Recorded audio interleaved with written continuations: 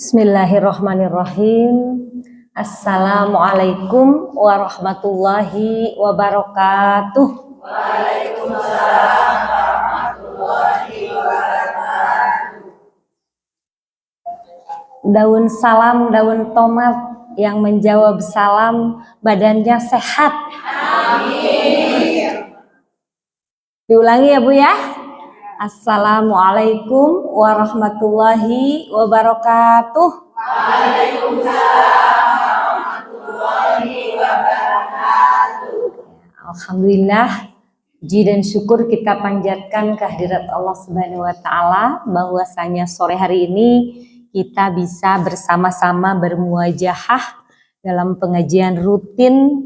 Sekarang pindah ke hari Sabtu ya ibu-ibu ya. Alhamdulillahilladzi arsala rasulahu bil huda wa dinil haq yudhirahu ala dini kullih wa kafa billahi syahida.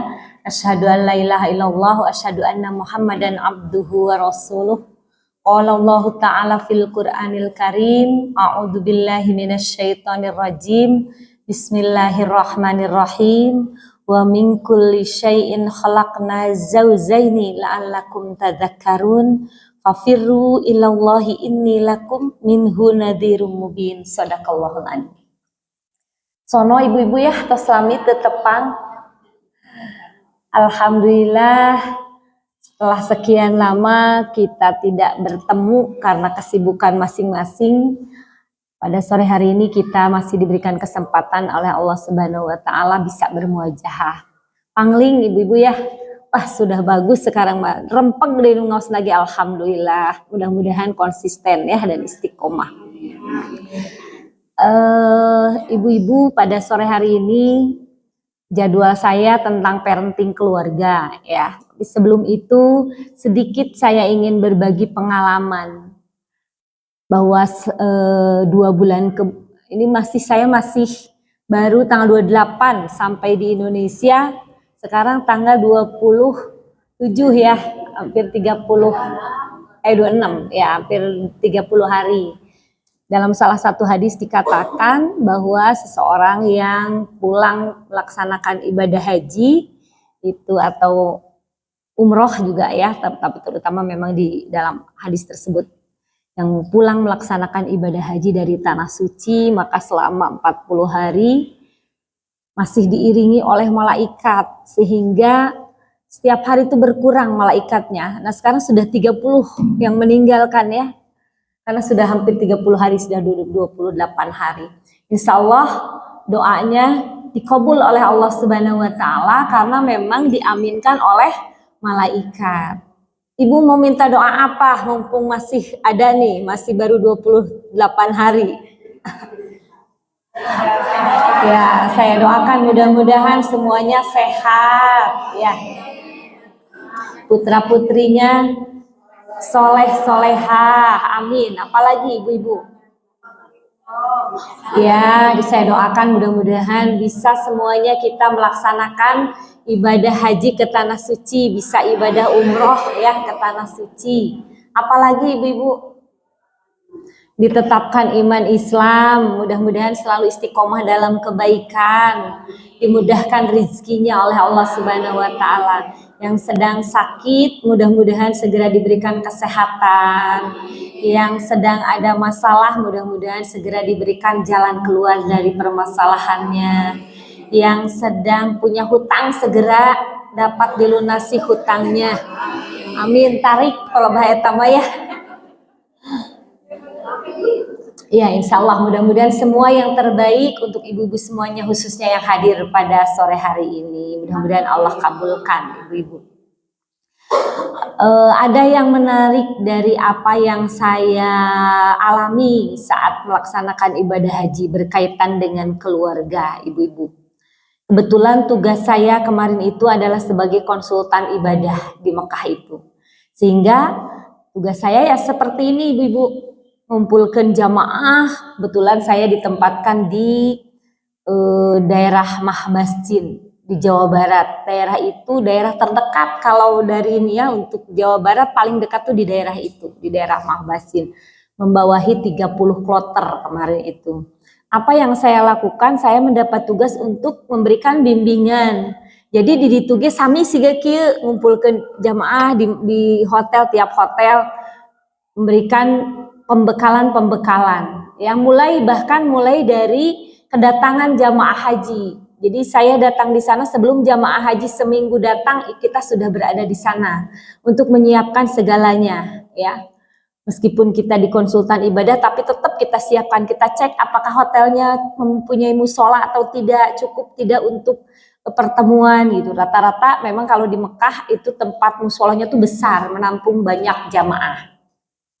Jadi kedatangan jamaah, mulai datang jamaah itu kita menyambut, ya, mengucapkan selamat datang di kota Mekah, mengingatkan cuaca, dan yang paling utama karena saya sebagai konsultan ibadah, pembimbing ibadah itu di sana kita mengingatkan banyak jamaah yang ketika datang ke kota Mekah itu, kita tahu bahwa ketika datang di kota Mekah itu semuanya dalam kondisi sedang melaksanakan ihram, ya. Jadi setiap jamaah yang datang baik ke kota Mekah, karena kebetulan kemarin saya tugasnya di Mekah, jadi petugas haji itu, ya ibu-ibu, ada yang ditugaskan di Mekah, ada yang ditugaskan di Madinah, ada yang ditugaskan di Jeddah, di bandara.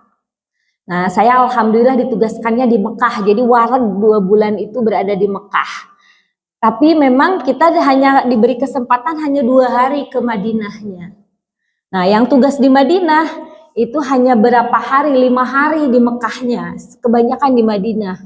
Yang tugas di bandara juga sama, tiap hari di bandara aja menyambut kedatangan, dan ke Mekahnya hanya pas hajian aja. Jadi hanya 5 hari di Mekahnya. Saya beralhamdulillah oleh Allah Subhanahu Wa Taala kebetulan memang mendapat tugas juga ditempatkan di Mekah. Jadi wareg cicing di Mekah. Nah, tapi alhamdulillah Bu, bahasa Arab nama teu apal-apal. Da gaulnya tetap sama orang-orang Indonesia, ya, meskipun di sana juga ada orang-orang mukimin Indonesia yang sudah menetap di Arab, itu tetap, tapi kita komunikasinya menggunakan bahasa Indonesia, ya. Paling apalna teh kulun nah, sedikit-sedikit, ya. Nah, jadi kita ingatkan kebanyakan yang datang ke sana itu dalam kondisi ihram, tapi lupa kalau sedang ihram. Karena saking panasnya, begitu tiba di hotel, buka-buka, ya. Untuk perempuan kan ketika sedang ihram itu tidak boleh terlihat aurat. Kadang-kadang ibu-ibu menghilap, kaos kaki buka, keluar, kajamban gitu, ya. Kalau sedang ihram, hati-hati, itu tidak boleh, dan itu nanti kalau kita tidak kalau melanggar itu kena dam, ibu-ibu, ya. Bagian kaki itu bagian dari aurat yang harus kita jaga. Kadang-kadang ibu suka lupa karena biasa di Indonesia taruh di kaos kaki, di sana teh begitu ke kamar mandi ada laki-laki berada di depan kamar hotel kan biasanya gitu, pakai sendal, ya, tidak pakai itu kena dam, ibu-ibu. Kemudian juga bapak-bapak terutama yang banyak lupa, karena bapak-bapak kan pakaiannya ihram, ya, lupa biasanya pakai kaos gitu, ya, sampai di ini tuh padahal nggak boleh sebelum melaksanakan tawaf kudum, ya. Untuk yang pertama itu tawaf kudum, tawaf ucapan selamat datang dan melakukan sa'i, kemudian baru tahallul. Baik perjalanan haji maupun umroh awalnya sama, ibu-ibu. Kebanyakan dari jamaah haji kita itu melaksanakan umroh terlebih dahulu, sehingga hajinya haji tamatu namanya, ya. Jadi nanti perjalanan ibadah haji itu ada 3 macam, ada yang haji tamatu, ada yang haji ifrad, dan ada yang haji kiron. Apa haji tamatu? Haji tamatu itu kita melaksanakan umroh dulu, jadi begitu datang niatnya baik dari Madinah maupun dari Jeddah, ya, atau langsung dari Yulamlam biasanya. Kalau yang umroh itu biasanya di pesawat, niatnya di Yulamlam, sudah memakai pakaian ihram. Nah, itu datang ke Mekah langsung melaksanakan umroh wajib dulu, ya, umroh wajib dulu. Jadi diawali dengan umroh. Setelah itu kalau kita ngambil niat umroh, maka kemudian sampai di Mekah itu kita melaksanakan tawaf kudum namanya, ya, atau tawaf wajib dulu, tawaf umroh, dan sa'i. Setelah itu baru tahallul. Nah, kalau umroh rangkaiannya itu, ibu, Jadi itu bedanya umroh dengan haji nanti. Jadi kalau umroh dengan haji itu awalnya sama. Ketika datang ke Mekah yang dilakukan itu kita ngambil mikot. Ngambil mikotnya itu dari dari Jeddah, dari Yulamlam, dari Bil Ali, nanti macam-macam. Ada tempat mikot yang sudah disiapkan. Mikot itu apa? Mikot itu batas untuk mengambil niat, ibu-ibu. Jadi kalau mau haji itu tidak bisa niatnya dari sini, terlalu jauh ya. Tapi nanti kalau sudah mendekat, nah itu ada batas untuk mikot. Ada yang dari Taif, ada yang dari Tanim, ada yang dari Ja'ronah. Nah yang dari Indonesia itu kebanyakan itu mengambilnya dari Yulamlam karena kita datangnya dari arah Indonesia ya. Kemudian kalau ke Madinah dulu maka biasanya di Bir Ali nanti mengambil mikotnya ya. Jadi ngambil mikot itu kita mengambil niat di batas tempat memasuki kota Mekah.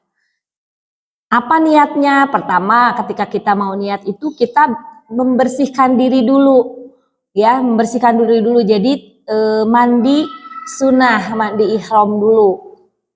Mandinya seperti kita mau mandi janabah, ibu-ibu ya. Biasa diguyur dulu seluruh tubuh, gitu ya. Diawali dengan berwudu, kemudian nanti utamakan anggota tangan kanan, tangan kiri, kemudian badan, baru seluruh tubuh sesudah tadi berwudu ya. Jadi wudu dulu. Nah sudah itu kemudian kita melakukan sholat sunnah 2 rakaat. Sholat sunnah 2 rakaat, selesai sholat sunnah 2 rakaat, maka kemudian kita menuju kendaraan. Di kendaraan itu kita baru berniat. Niat apa? Niat umroh. Niatnya umroh, baik yang melakukan umroh maupun yang melakukan haji, kecuali nanti haji ifrod, beda lagi. Kalau kita mengambil haji ifrod itu haji dulu, bukan umroh dulu. Tapi kalau haji tamatu, maka kita umroh dulu, seperti kita mau melaksanakan umroh. Ibu-ibu yang sudah pernah umroh itu melaksanakan umroh itu seperti itu. Jadi nanti sesudah itu ibu melaksanakan sholat. Setelah sholat di kendaraan baru niat, ya. Niatnya labbaik Allahumma umroh, ya. Labbaik Allahumma umroh atau nawaitu umrotu wa ahramtu biha. Jadi saya berniat umroh dan siap melaksanakan apa-apa yang diharamkan selama ihram. Nah setelah niat itu maka kita ada larangan-larangan yang tidak boleh dilakukan, antara lain memakai wangi-wangian ya, kemudian tidak boleh memotong kuku, memotong rambut gitu. Suruh ibu teh mal mungkin di itu motong kuku, ibu teu kahaja saking panasna, biasana ini meletek nih. Ibu teh dikiran, nah itu nggak boleh ya.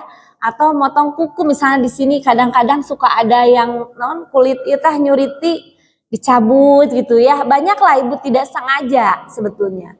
Atau nyisir, merudul rambut, hati-hati. Makanya ketika misalnya datang ke Mekah itu tidak langsung melaksanakan tawaf, biasanya mampir dulu di hotel. Nah saat di hotel itulah yang sering kemudian membuat kita lupa mandi nganggo sabun ya, misalnya nggak boleh karena sudah niat umroh. Nah itu yang kita ingatkan kepada jamaah saat itu, bahwa dalam posisi umroh ingat apa yang diharamkan.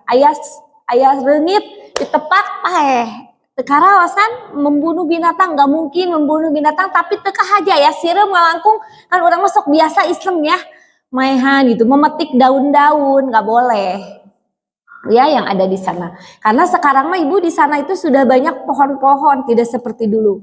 Saya waktu tahun 2016 ke sana itu masih gersang.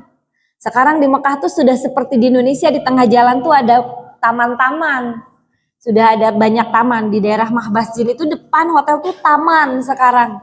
Luar biasanya ya, mungkin itu salah satu tanda kiamat katanya, di padang tandu sudah tumbuh sekarang tumbuhan-tumbuhan yang indah.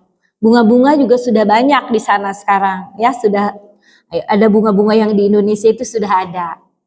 Nah itulah yang kita lakukan. Jadi setelah selesai itu nanti setelah selesai tadi niat di kendaraan, kemudian sepanjang perjalanan itu ibu membaca talbiyah Ya, labbaik Allahumma labbaik, labbaik la syarika laka labbaik, innal hamda wan ni'mata laka wal mulk la syarika lak. Nah, itu biasa terus diulang-ulang sampai kita tiba di kota Mekah. Nanti tiba di kota Mekah ada doanya. Melihat Ka'bah, masuk ke Masjidil Haram ada doanya. Kemudian melihat Ka'bah ada doanya. Ibu kalau ngadadak ngapalkeunana stres. Teu hafal segala apal, meskipun sebetulnya ibadah haji itu adalah amalan fisik. Doa itu sunat, ibu-ibu. Apa definisi sunat? Kalau dikerjakan mendapat pahala. Kalau tidak dikerjakan rugi, ya. Jangan tidak apa-apa. Nanti kalau tidak apa-apa ibu alios datang naon. Ibu kalau dapat hadiah seneng enggak? Kalau tidak dapat hadiah merasa rugi enggak? Rugi. Nah itu sama. Jadi amalan sunat itu kalau dikerjakan berpahala, kalau tidak dikerjakan rugi. Jadi harus kita ambil ya hadiahnya. Allah menyediakan hadiah buat kita ambil, jangan kita abaikan. Ke Jogja aja, ke Gria, ada hadiah sedikit kita kejar. Ini sudah di depan mata, tidak kita ambil. Ya gitu. Nah, sepanjang itu kemudian baru nanti kita melaksanakan tawaf. Tawaf itu 7 keliling ya. Apa maknanya tawaf? Tawaf itu kita mengelilingi Ka'bah. Mengelilingi Ka'bah arahnya itu berlawanan dengan arah jarum jam. Kalau arah jarum jam kan ke sini ya, ke kanan. Kalau ini ke kiri kita melaksanakan. Ini menjadi pertanda bahwa bumi itu kan 7 lapis ya. Kita mengelilingi bumi, di situ adalah porosnya bumi. Kalau di situ rusak maka guncang katanya bumi itu. Maka setiap hari itu tidak pernah berhenti ibu-ibu yang melaksanakan tawaf. Saya kemarin itu kebetulan bertepatan dengan bulan Muharram. Bulan Muharram itu pergantian kiswah. Dikira teh pas pergantian kiswah teh kosong di Ka'bah teh ya. Ternyata penuh Bu, sama aja. Jadi nunggu tawaf kiswah mah digentos. Bahkan yang tawaf tuh berhenti nonton dulu pergantian kiswah. Tapi lama itu pergantian kiswah itu dari maghrib sampai 2 hari besoknya tuh belum selesai. Karena dikira teh ngagentosnya brusur dibuka terus langsung dipasang. Ternyata enggak. Sedikit-sedikit ya dipasang heula. Terus nanti diporosotkan sakedik-sakedik seperti yang tidak mau kelihatan auratnya Ka'bah itu. Alhamdulillah kemarin karena bertepatan dengan Muharram kita bisa melihat bagaimana proses pergantian kiswah ya. Kalau dulu kiswah itu digantinya ketika semua sedang wukuf di Arafah. Ternyata sekarang sudah tidak seperti itu katanya. Jadi sekarang pergantiannya itu dilakukan setiap tanggal 1 Muharram. Rame Bu, orang-orangnya juga banyak yang sengaja datang ke sana untuk melihat pergantian kiswah ya gitu. Nah itu tadi kita lanjutkan. Jadi ibu-ibu kalau kita mau melaksanakan umroh atau melaksanakan haji itu sebaiknya kita manasik itu sebaiknya kita lakukan dari sekarang. Ya, jauh-jauh hari meh ngapalkeunana dicicil ibu-ibu. Nyanten mun dicicil mah moal stres begitu dongkap ka ditu teh. Duh ieu teu apal, tungtung nama robana atina fi dunya hasanah eta we hayo. Nu apal ya ngelilingi ini juga putaran kahiji, putaran kedua boro-boro tos akhirna mah robana atina padahal kan misalnya putaran pertama subhanallah, alhamdulillah, wala ilaha illallah, wallahu akbar ya. Terus baru nanti dari rukun yamani ke Hajar Aswad baru di situ robbana atina. Memang ada nanti doa-doa yang singkat. Tapi kan kalau kita bisa membaca doa di ditu teh bade naon atuh? Kan bade ibadah ya. Nah, disiapkan dari sekarang. Doa-doanya itu dihafalkan dari sekarang sambil masuk di doa-doa harian. Nah, itu insya Allah. Makanya kata saya insya Allah kita kalau pengajian tuh kita sedikit-sedikit kita belajar manasik deh, manasik haji gitu ya. Kalau di Masjid Al-A'raf ini mungkin karena memang jadwalnya setiap seminggu sekali sudah ditargetkan berubah-ubah. Nah insya Allah ibu-ibu yang ikut pengajian malam Jumat mungkin insya Allah saya selingi setiap malam Jumat itu dengan pengajian dengan bimbingan manasik haji sedikit-sedikit ya, karena kalau dibahas dalam satu waktu nggak akan cukup ibu-ibu. Ibu-ibu saya dulu sebelum manasik itu ikut manasiknya setahun. Setahun itu sebulan sekali, tapi kadituna teh. Jadi pas begitu itu sami ibu teu apal. Jadi saya juga ya Allah ternyata anu tos apal oge hilap deui gitu. Kamu kasih ku batur naonnya bieu teh gimana udah weh. Kamu bari baca mah bu jebab pinuh keur hajian mah ya. Umroh aja penuh ya ibu-ibu yang pernah umroh. Oh pinuh kamu pas hajian ibu-ibu pas puncaknya haji. Boro-boro maca ieu hese ya gitu. Ngikutin cenah da aya pembimbing da boro-boro kadangu nggak kedengaran ibu-ibu kan wah banyak di ditu kadangu tetap mengandalkan diri sendiri gitu. Sabab lamun orang kekeh misalnya hoyong sarang rombongan kadang-kadang nah kita juga kadang-kadang terpisah dari rombongan. Itu trik-trik yang harus dilakukan itu yang kita sampaikan yang menjadi tugas saya menyambut kedatangan jamaah. Kalau terpisah nanti harus bagaimana? Apalkeun heula begitu datang tuh luak lieu heula masuk di pintu sabaraha. Biasanya kita lupa buus we saking atona yang geura-geura ningali Ka'bah. Lupa pas keluar terpisah dari rombongan bingung semua sama pintunya. Kabelah mana tadi gitu ya. Lupa. Nah itu hati-hati apalagi sekarang perubahannya banyak sekali. Saya tahun 2016 haji, tahun 2019 saya umroh sebetulnya kan. Tapi begitu kemarin tahun 2003 saya kesan sudah berubah ibu-ibu. Jadi wah jauh pisan bedana sampai saya juga bingung kemana baheula lama kalau keluar dari tempat sa'i itu langsung ke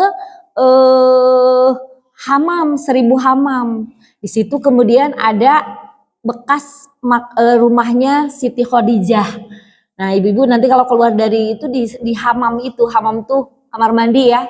Ada 1000 WC di situ, belakangnya itu ada pohon bu, satu-satunya pohon di Masjidil Haram. Itu ada pohon dan ternyata itu adalah bekas rumahnya Siti Khadijah. Nanti ibu kalau ke sana ziarah ke situ. Di sana kemudian nanti di depannya itu ada Maulid Nabi, ya ada perpustakaan itu tuh tempat lahirnya Rasulullah SAW.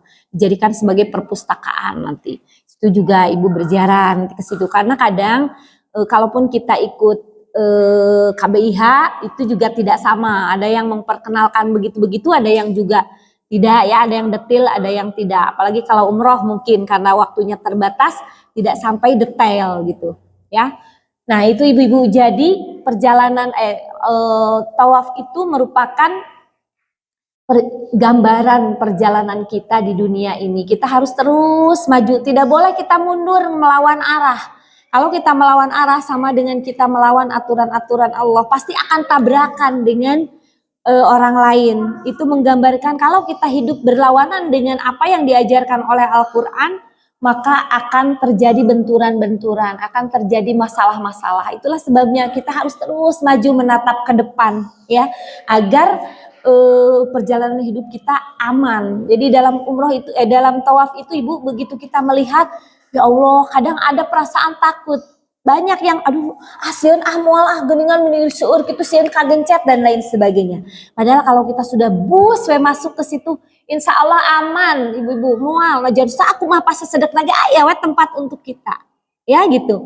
Jadi tipsnya kadang banyak yang kemudian terjadi terus we di sisi we ningalikeun meskipun kalau di sana itu di Masjidil Haram itu yang melihat orang tawaf pun dapat pahala ya. Komo nu ngalakukeun tawaf. Jadi ya amalan ibadah di Masjidil Haram yang tidak bisa dilakukan di tempat lain itu adalah tawaf.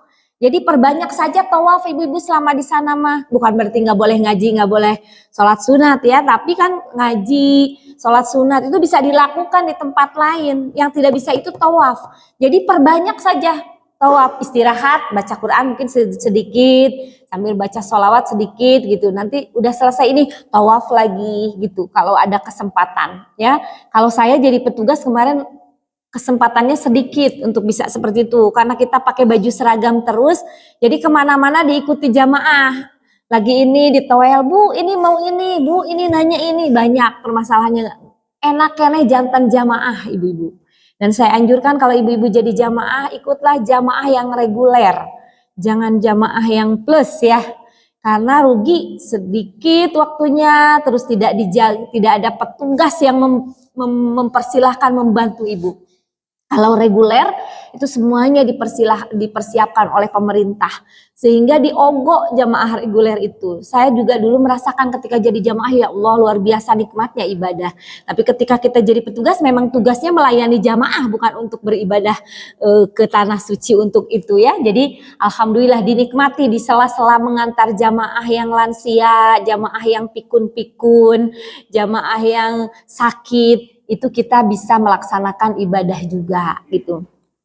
Nah nanti jadi setelah melaksanakan, kalau kita berhenti tadi ketika tawaf maka kita juga ditabrak orang, nggak boleh. Jadi kita harus ikut aturan. Itu gambaran tawaf itu sebetulnya gambaran kehidupan kita, bahwa kita tuh harus terus hidup itu ke depan, jangan sampai kita mundur ke belakang. Ingat-ingat tuh yang sudah lama, boleh untuk introspeksi diri, tapi jangan kemudian menyesali terus, akhirnya kita jadi hilang ya fokus kita, apa yang kita tuju di depan. Itu yang harus kita lakukan sekarang. Masa lalu kita mungkin banyak dosa dan lain sebagainya, kita jadikan sebagai gambaran ke depan kita harus apa. Itu yang harus kita ambil pelajaran dari pelajaran tawaf ya. Kemudian kita melakukan sa'i dari situ. Sa'i ini merupakan gambaran perjuangan seorang wanita dalam mendidik anak. Itulah sebabnya saya berikan dulu gambaran tadi bagaimana perjalanan ibadah haji atau umroh ya. Siapa yang kita teladani saat kita melaksanakan sa'i? Ya, ada seorang wanita, istri dari seorang nabi, yang dia memiliki seorang anak yang soleh, yaitu Nabi Ismail alaihi salam. Ibunya Siti Hajar, ayahnya Nabi Ibrahim. Keluarga yang ideal itu katanya adalah keluarga Nabi Ibrahim alaihi salam. Karena banyak kita jumpai keluarga Nabi juga ternyata tidak ideal semua ibu-ibu. Ada keluarga yang suaminya soleh seorang Nabi, tapi anaknya istrinya durhaka. Keluarga siapa? Keluarga Nabi Nuh, Nabi Lut ya. Nabi Nuh itu istri dan anaknya tidak soleh. Padahal suaminya seorang yang soleh. Jadi tidak menjamin suaminya soleh, istrinya solehah ya. Kecuali pas soleh di sini istrinya insya Allah solehah ibunya. Kemudian juga ada yang suaminya Nabi tapi istrinya terbalik, istrinya solehah tapi suaminya tidak soleh. Siapa tuh? Firaun ya, istrinya luar biasa solehah, Siti Nur Asyah ya, Siti Asyah. Itu wanita solehah yang dicontohkan oleh Allah di dalam Al-Quran sebagai wanita penghuni surga. Bagaimana tidak, suaminya itu adalah orang yang paling ya dia ngaku Tuhan ya, yang paling durhaka karena dia mengaku sebagai Allah sebagai Tuhan. Bahkan orang-orang yang beriman itu disiksa ya, dibunuh. Beliau pun seperti itu. Jadi ketika kita memiliki seorang suami yang tidak soleh, bukan berarti kita tidak bisa menjadi istri yang solehah. Justru berarti di situ Allah memberikan ujian kepada kita, bagaimana kita bisa menjadi Siti Asyah. Siti Asyah itu wanita solehah yang hidup di tengah-tengah keluarga yang tidak soleh. Dia itu suaminya pendurhaka betul ya kepada Allah. Tapi di situ Allah menciptakan wanita yang jadi penghuni surga. Jadi jangan dah saya mah suamina oge atuh nu kieu kumaha bade soleh, tidak ya, karena kita punya contoh seperti itu. Firaun itu suami yang tidak soleh tapi istrinya solehah, bisa seperti itu. Kemudian yang ideal itu adalah Nabi Ibrahim. Nabi Ibrahim itu nabinya ya, suaminya itu soleh, istrinya solehah. Anaknya juga soleh, karena dari Nabi Ibrahim, keturunan Nabi Ibrahim inilah anak-anaknya semua menjadi nabi. Mau Bu jadi keluarga seperti Nabi Ibrahim? Insya Allah ya. Tapi Nabi Ibrahim itu istrinya 2 loh Bu, dan dua-duanya solehah. Orang mah hiji we tapi soleh ya, dan anaknya juga solehah gitu ya. Nabi Ibrahim itu istrinya 2, dua-duanya solehah dan dua-duanya menghasilkan menghasilkan nabi. Siti Sarah itu melahirkan Nabi Ishak, nabi, dan Siti Hajar melahirkan Nabi Ismail. Soleh dua-duanya karena istrinya juga dipilihkannya oleh Siti Sarah. Jadi bilang sama suaminya kalau mau punya istri lagi, saya yang milihin istrinya. Gitu ya Bu ya. Kalau tidak jangan. Itu berarti kita tidak mengizinkan ya Bu ya. Gitu karena kita tidak memilihkan kan gitu. Nah, jadi di situ ketika sa'i itu bagaimana kita meneladani perjuangan Siti Hajar. Siti Hajar itu seorang wanita solehah. Dia itu sangat didambakan oleh Nabi Ibrahim. Kenapa? Karena dia yang pertama kali memberikan anak. Ya, sudah sekian puluh tahun Nabi Ibrahim itu menikah dengan Siti Sarah tapi tidak punya anak. Makanya kemudian Siti Sarah menganjurkan agar Nabi Ibrahim punya punya istri lagi supaya punya keturunan. Nabi kan tidak punya keturunan gitu ya. Ingin punya keturunan yang melanjutkan risalahnya. Maka oleh Siti Sarah ditunjukkanlah kepada Siti Hajar.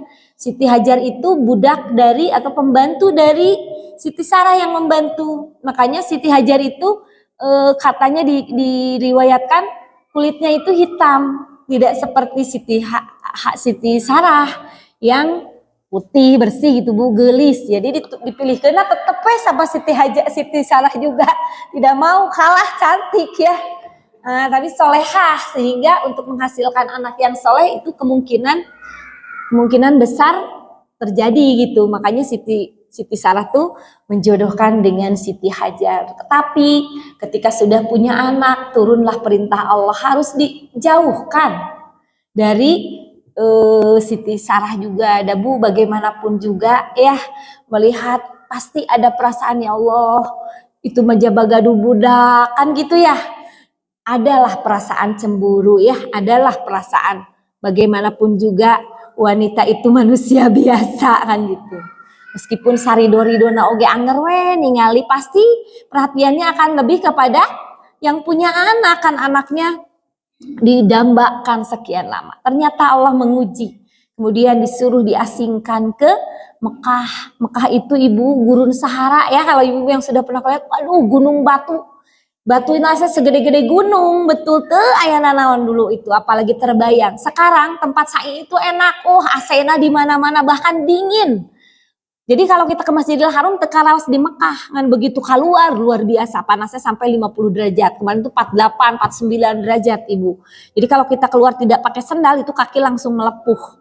Nah, banyak dari jamaah haji Indonesia itu yang rarasaan di Indonesia sok sawah tara di sendal ya. Begitu sendal nate dititipkeun ka batur, titipkeun ka istrina, papisah atau karena rencangan papisah keun wae ditinggal itu tiis raraosan mah gitu. Tapi begitu sampai di hotel melepuh kakinya dan butuh waktu 40 hari untuk 20 hari untuk menyembuhkan kaki. Jadi itu bisa kemana-mana ya. Nah itu yang juga saya ingatkan saat kedatangan jamaah di bis. Jadi saya tuh pekerjaan pertama tuh loncat dari bis satu ke bis satu ibu-ibu. Jadi kenaik karena jadi kayak saya ingat tuh di Indonesia mah nu kitu sok nawarkeun barang ya. Ibu-ibu saya di sana jadi begitu loncat dari ini. Makanya begitu pertama kedatangan tuh 12 bis ibu-ibu. Ya loncat dari bis satu ke bis lain karena jamaah tuh ingin cepet-cepet turun. Jadi kebanyakan sigana teu didangu, padahal sudah diberitahu. Hati-hati bawa sendal, jangan dititipkan, lihat kiri kanan dulu, kenali segala macam. Angger we banyak yang nyasar, angger we banyak yang kakinya melepuh. Karena kayaknya sudah ingin cepat-cepat turun dari bis waktu itu, padahal sudah diberi peringatan. Nah, nanti ibu-ibu hati-hati kalau sampai sana, dengerin dulu penjelasannya ya, biar nanti tidak terjadi hal-hal yang tidak diinginkan. Nah begitu, kembali lagi, jadi tadi meneladani perjalanan Siti Hajar. Siti Hajar itu kemudian diletakkan oleh Nabi Ibrahim di gurun Sahara, teu aya cai, teu aya tuangan, teu aya bangunan, ibu-ibu, tidak ada apa-apa di gurun Sahara. Kemudian ditinggalkan oleh Nabi Ibrahim. Siti Hajar pastilah protes, ya Allah, kita sudah berjuang ya, sudah memberikan anak yang terbaik, dibuang begitu saja. Ya, pasti kita juga sakit hati ya kalau kita tidak ingat. Nah, Ternyata kemudian Siti Hajar bertanya ketika mau ditinggalkan oleh Nabi Ibrahim, apakah ini perintah Allah? Kata Nabi Ibrahim, ya ini perintah Allah. Kalau itu perintah Allah, maka saya yakin Allah akan menolong saya. Allah tidak akan menelantarkan saya, katanya begitu. Disitulah kita butuh keyakinan bahwa kita seorang ibu, kalau kita berjuang untuk keluarga, berjuang untuk dalam rangka beribadah kepada Allah, maka kita yakin Allah tidak akan menelantarkan kita. Allah pasti akan membantu kita. Ya, di situ kita harus tumbuh keyakinan. Seperti halnya Siti Hajar yang ditinggalkan di padang Sahara, tapi karena itu adalah perintah Allah, dia yakin pasti Allah akan menolong saya. Tapi tetap harus usaha. Karena begitu ditinggalkan, dia lihat kiri kanan tidak ada apa-apa, air pun tidak ada di situ, sehingga dia harus memberikan minum dan anaknya butuh minum. Akhirnya air susunya saat ya, karena tidak minum, tidak ada air. Maka disitulah butuh perjuangan. Jadi untuk mendidik seorang anak yang soleh itu tidak bisa dengan mudah begitu saja untuk bisa terlaksana, tapi butuh perjuangan. Di situ Siti Hajar berlari mencari air ke sana kemari. Ditinggali si Gaya Cai lompat ke Bukit Sofa, ibu-ibu ya, dari Bukit Sofa ke Bukit Marwah. Ibu yang kalau sekarang ibu lari-lari kecil dari Bukit Sofa ke Marwah, itu tekarawas sudah enak ya, nanjak na oge tepira. Dulu itu Siti Hajar jaba batu, jaba panas ya, terbayang dari bukit di gunung ibu-ibu, bukan di dataran biasa naik. Tos karawas biasana lamun ketika kita sa'i tos bade nanjak kaluhur nembe karawas haheho, tapi keur papah mah asal biasa we mapah ya, begitu nanjak inna sofa wal marwata min sya'airillah faman hadzal baita aw itamara fala junaha alaihi ayatawafa bihima faman tatawwa khaira fa innallaha syakirun alim. Karawas teh mulai nanjak gitu ya, kerasa. Kabayang dulu Siti Hajar bulak-balik jabat tengah poe, ya jaba panas. Di sana itu jam 5 sore seperti ini tuh masih panas ibu-ibu. Jadi panasnya jam genap 6:30 nembe karawas iuh gitu ya. Panas pagi-pagi jam 6 tuh sudah panas. Mataharinya tuh sudah tinggi. Tapi di situ maghrib itu jam 7 ibu-ibu baru maghrib ya, jadi beda. Padahal memang baru gelap gitu. Nah, kemudian ternyata Allah tidak memberikan air itu dari tangan ibunya. Tapi tetap ternyata air itu tumbuhnya dari kakinya si Nabi Ismail alaihissalam. Bayi itu nangis kokoreh. Ternyata kemudian setelah lari ke sana kemari, kemudian Allah tunjukkan di situ ada air. Ternyata air itu tumbuhnya justru bukan ditemukan oleh Siti Hajar, tapi berada memancar dari kaki Nabi Ismail alaihissalam. Kokoreh, totojer gitu ya. Kalau anak nangis kan, ngegoak. Ternyata muncul air. Maka oleh Siti Hajar dikumpulkanlah menjadi air zam-zam itu kumpul. Jadilah air itu kemudian terus ditampung, diberi minum. Dan dari situlah kemudian Siti Hajar memulai kehidupan di kota Mekah bersama Nabi Ismail, mendidiknya ya. Kemudian sehingga setiap yang kafilah-kafilah yang akan berkunjung ke negeri-negeri Sam dan lain sebagainya melewati ke Mekah, di situ jadi ada sumber air dan sampai sekarang sumber airnya tidak pernah berhenti ya, diminum oleh berjuta-juta orang. Selama di sana ibu-ibu minumnya air zam-zam, alhamdulillah. Mata kan ada bersih, kemudian airnya jam-jam terus ya, alhamdulillah. Nggak mau lihat dulu, oh ini bukan jam-jam, tara dieueut. Jadi selalu itu air jam-jam tuh ada di mana-mana. Sekarang sudah berbentuk kemasan seperti ini juga bisa dibawa. Ketika ke Madinah di tengah perjalanan dikasih ini juga ya, dikasih jam-jam. Nah itulah perjuangan Siti Hajar radhiyallahu an dalam mendidik putra-putrinya. Dan dalam perjalanan ibadah haji juga, nah itu Bu ya, jadi setelah selesai sa'i 7 balikan. 7 balikan tuh dari Sofa ke Marwah 1 balikan. Dari Marwah ke Sofa 1 balikan. Jadi bukan dari Sofa, Marwah, Sofa bukan ya. Ada juga yang begitu, jadi waduh capeknya luar biasa kalau dihitungnya 1 bolak-balik. Jadi 1 dari Sofa ke Marwah 1, dari Marwah ke Sofa 1, sehingga nanti berakhirnya di Marwah bukan di Sofa ya gitu. 7 balikan. Setelah itu baru kemudian tahalul. Tahalul itu memotong rambut. Nah, maka tadi perjalanan sa'i itu diartikan sebagai perjuangan.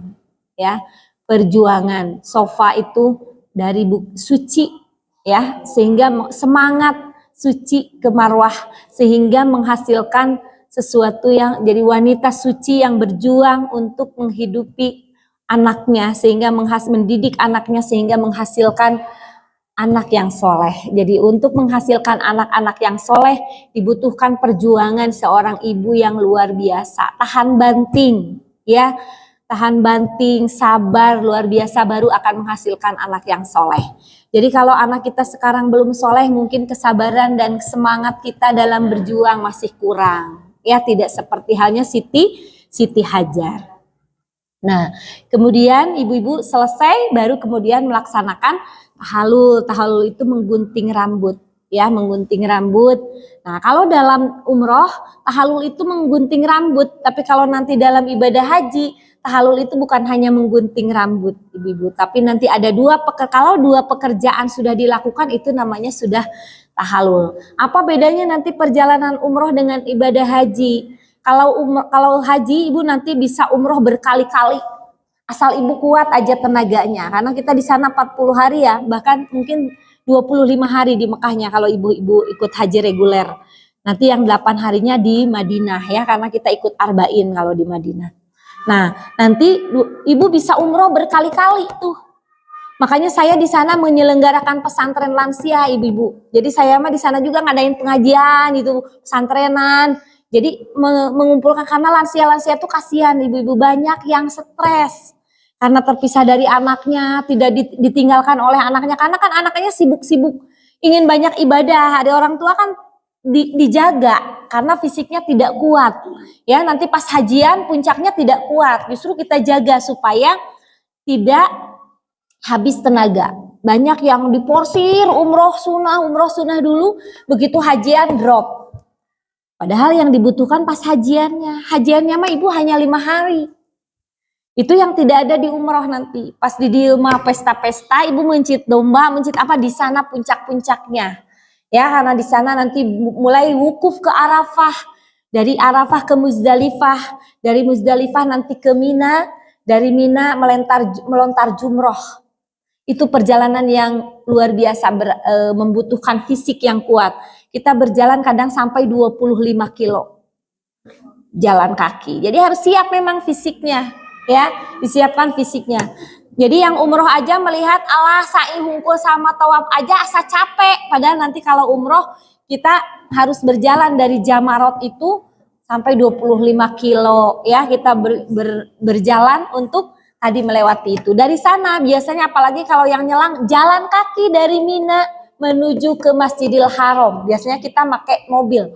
Karena kalau pas hajian nggak ada kendaraan, ibu-ibu. Jangan harap ada bis, ada taksi. Ada taksi tapi tetap tidak bisa masuk ke Masjidil Haram, ke area Masjidil Haram.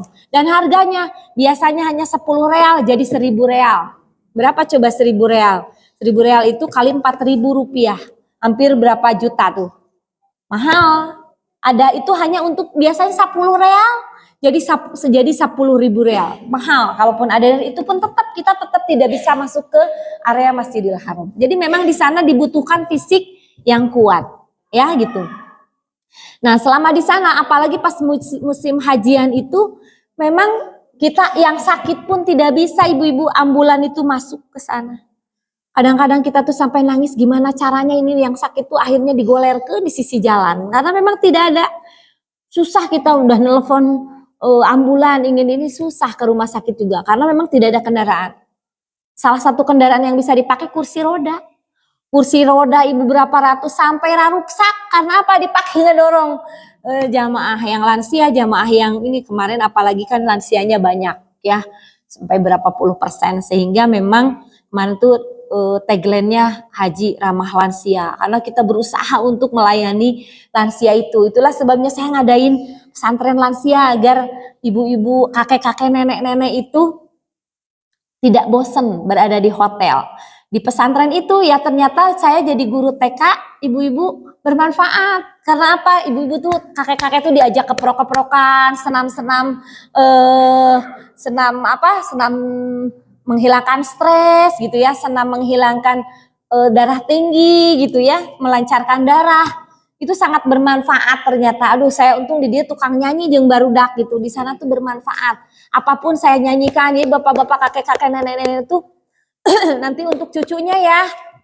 Perjalanan haji umroh pun saya pakai nyanyi satu-satu niat niat apa ihram dari mikot gitu. Jadi saya buat ngadadak gitu. Jadi kakek-kakek nenek itu senang. Dan yang luar biasa menjadikan saya berpikir, ya Allah, dulu itu kita nih ibu-ibu di sini ibu-ibu pernah mengalami mengantar anak-anaknya sekolah ya, ke TK, mungkin ke SD, nungguan gitu ya. Di depan ini ada kan masa anak-anak itu ditungguin, nggak mau ditinggalin. Ibu-ibu di sana, anak-anak yang nganterin nenek-nenek, kakek-kakek ke sekolah, ke pesantren itu. Saya begitu keluar, banyak yang anak-anak muda tuh di lobi tuh pada nungguin gitu. Kita keluar tuh, ibu udah selesai belum pas ininya pelajarannya? Belum, masih ada satu lagi. Ibu-ibu ini lagi pada apa? Lagi nungguin ibu-ibunya, bapak-bapaknya. Jadi kalau di sana yang nganter itu bukan ibu nganter anak, tapi anak nganter ibu-ibu, kakek-kakeknya. Karena apa? Nggak mau ditinggal. Sarieun cerik ibu-ibu. Ya, orang tua itu kayak anak-anak kembali. Mereka tuh kieu bugering budak lamun ke TK, ibuna teu katingali teh kan ningali deui di sana. Nenek-nenek, kakek-kakek tuh begitu. Ningali, oh ada anaknya duduk di situ kudu katingali baru kata ya Allah, kembali kita itu menjadi anak-anak. Orang tua itu kembali menjadi anak-anak. Sieun dari kan di negeri batur meureun ya, sieunnya sampai sieun ditinggalkeun. Nah, bahkan banyak yang kemudian stres gara-gara takut ditinggal sama anaknya. Jadi padahal mah anak-anak teh misalnya ke haram ya, nanti juga kan kembali ke hotel ditinggalin. Cerik gitu Bu di hotel tuh, akhirnya apa? Kabur, neangan gitu ya keluar. Itu yang membuat kemudian akhirnya apa? Banyak yang nyasar, banyak yang hilang, itu begitu. Aki-aki ini tuh nggak mau ditinggalin sama anaknya. Apalagi yang tidak diantar oleh jamaah, oleh keluarga. Kasihan kalau misalnya kondisinya sudah tidak memungkinkan, sebaiknya tidak diizinkan berangkat sendiri. Karena di sana tuh kasihan ibu-ibu. Akhirnya pikun. Ya di pesawat kene tos hoyong turun, badai turun di dia ngampihkeun hayam kan gitu ya, ibu-ibu pasti nonton tuh di YouTube. Itu tuh bener ibu-ibu, karena banyak di sana itu nggak mau turun dari bis. Dasarnya bumi abi ya mah cenah alim lungsur, begitu datang tuh kan kita nyambut ke bis ya, kebetulan saya. Mobil teh kenapa nggak berangkat tuh, ternyata ada jamaah yang nggak mau turun. Acan nepi cenah ka bumi, akhirnya diolong gitu. Itu ayah hayu.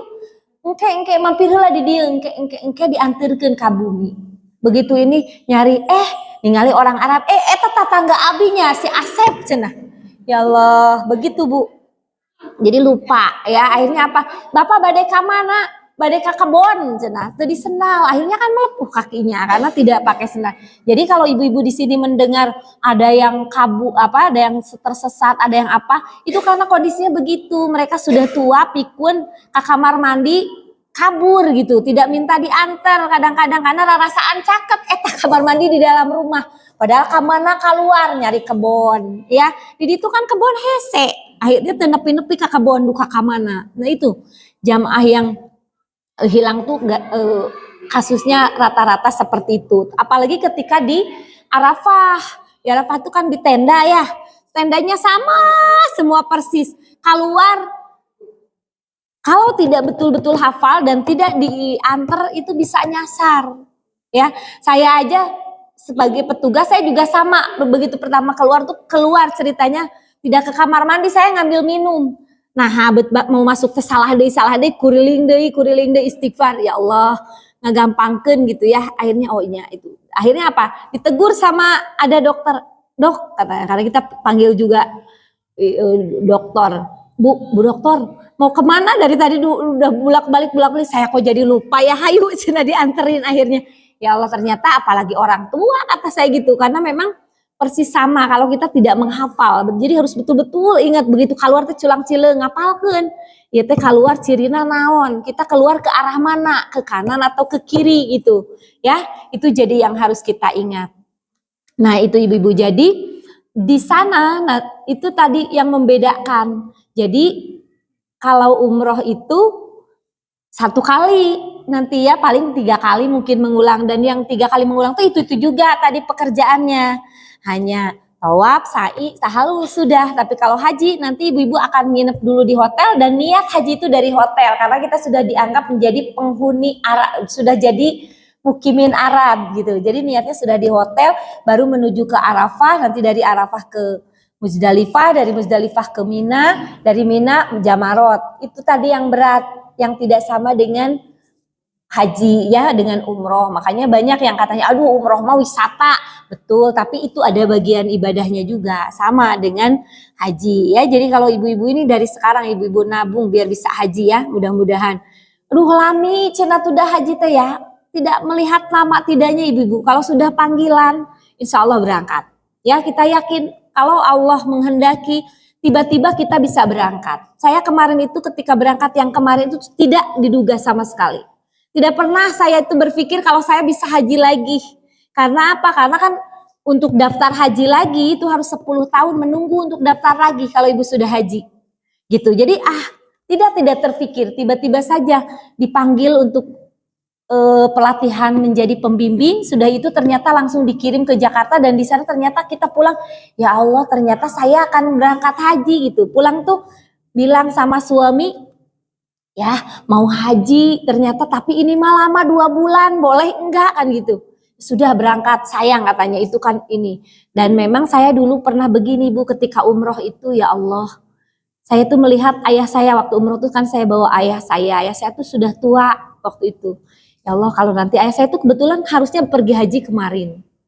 Harusnya kalau nanti pergi haji saya ingin jadi petugas karena ingin mendampingi ayah saya untuk haji gitu. Itu doa saya waktu umroh. Saya ingin jadi petugas karena ingin mendampingi orang tua untuk haji, karena tidak mungkin kalau berangkat sendiri. Waktu umroh aja kita sekeluarga, waduh repot gitu ya, harus diantar ke kamar mandi. Karena ternyata betul Bu, stres juga. Padahal sudah dengan keluarga, tapi di sana stres ya, gitu. Melihat banyak orang, pertama kali ke negeri orang kan gitu. Kemana-mana nggak mau ditinggal itu. Makanya saya sudah punya gambaran ya Allah. Dan ternyata Allah kabulkan doa saya jadi pembimbing. Tapi ayah saya tidak bisa berangkat ternyata, dan saya ternyata membimbing ayah-ayah yang lain di sana ya. Itu yang saya rasakan. Jadi kalau memang sudah takdir dari Allah pasti bisa berangkat ibu-ibu. Jadi jangan merasa lama, pokoknya daftar aja dulu, ada rezeki gimana caranya daftar ya. Apakah ternyata nanti umroh dulu, alhamdulillah. Langsung bisa haji, alhamdulillah. Apalagi kemarin itu banyak yang tiba-tiba bisa berangkat. Padahal tadinya waktunya ternyata masih lama. Itu bagian dari, makanya kemarin itu banyak yang tidak manasik dulu karena tadi ngedadak berangkatnya. Sedangkan manasik itu biasanya 3 bulan sebelum baru diadakan manasik.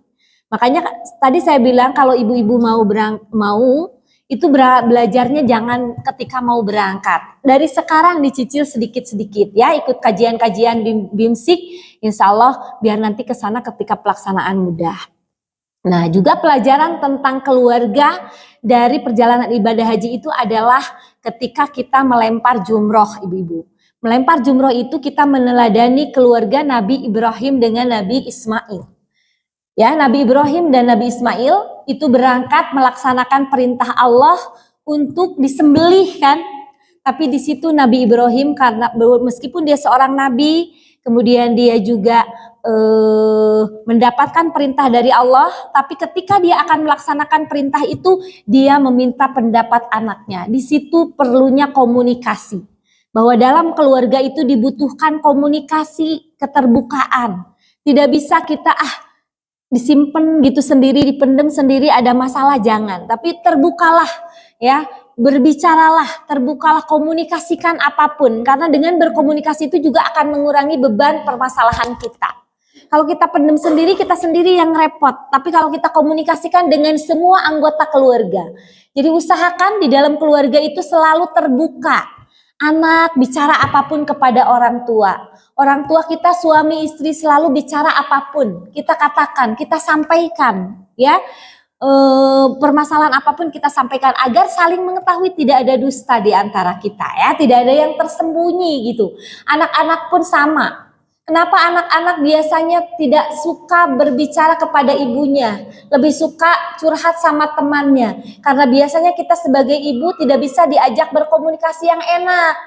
Ketika anak curhat, mama aku seneng sama cowok itu, belajar heula. Belum apa-apa sudah ditolak. Jadinya anaknya pasti tidak ini. Mama teresep belajar teh geningan, sakola teh teresep. Wajib sekolah. Nah itu. Nah itu ya, jadi pola komunikasi kita yang harus diperbaiki. Saat itu Nabi Ibrahim meminta pendapat Nabi Ismail alaihi salam. Anakku, aku mendapat perintah dari Allah untuk menyembelih kamu. Bagaimana pendapat kamu? Anaknya dimintai pendapat. Kalaupun misalnya saat itu Nabi Ismail menolak, maka Nabi Ibrahim akan mengikuti. Karena itu hak anak untuk mengeluarkan pendapatnya. Jadi dengarkan ketika anak kita berpendapat. Ya, jangan selalu dibantah. Nah, biasanya kita mah begitu. Kalau anak berpendapat teh mama masak sayur asem lah ayeuna hayo we ti kamari sayur asem ongkoh cenah ya. Kita minta pendapat. Masak naon deh ayeuna endog deui ya gitu ya biasanya kita. Oh iya endog, tapi di gimana ya? Temannya endog apa gitu. Jadi terima dulu. Biasanya gitu ya. Nabi Ibrahim pun seperti itu ternyata. Dia minta pendapat anaknya dan karena anaknya anak yang soleh, maka kata Nabi Ismail, ayah kalau ini memang perintah Allah laksanakan. Karena tidak akan Allah itu memerintahkan sesuatu yang salah, katanya gitu.